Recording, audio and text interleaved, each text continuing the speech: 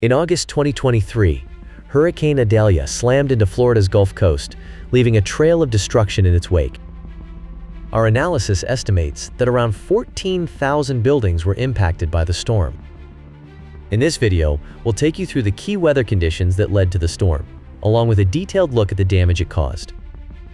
Let's start with the meteorological background. Idalia first formed over the Caribbean on August 26th.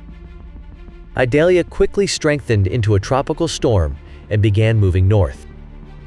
By August 29th, Idalia had intensified into a Category 1 hurricane. The storm rapidly strengthened, reaching Category 3 intensity. Just before landfall, Idalia strengthened into a Category 4 hurricane.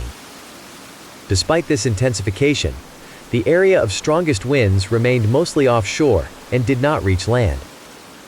Just before making landfall, Idalia weakened slightly and ultimately came ashore as a Category 3 hurricane with a central pressure of 950 hectopascals. Had it made landfall as a Category 4 storm, the area affected by strong winds would have been significantly larger.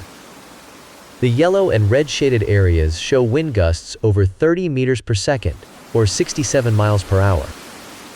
Even after landfall, Idalia maintained its strength, producing damaging winds across parts of Georgia and South Carolina.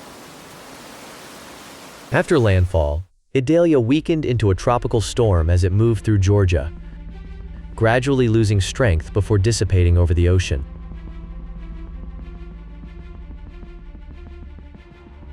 Before we dive into the damage predictions, let's first take a look at how buildings are distributed across the affected areas. The flashing regions you see on the map highlight zones with a high concentration of buildings. This analysis is based on a global building database, showing the total number of buildings in each state. Florida has about 8 million, Georgia has 4,400,000, and South Carolina has 2,700,000. Zooming in, the distribution of buildings by county is shown. As you can see, each county has anywhere from tens of thousands to several 100,000 buildings. By combining this building data with weather information and a predictive model, we can estimate how many buildings were likely damaged by strong winds and flooding. Here is the map showing those estimated damages. Areas in pink represent regions with a high number of affected buildings.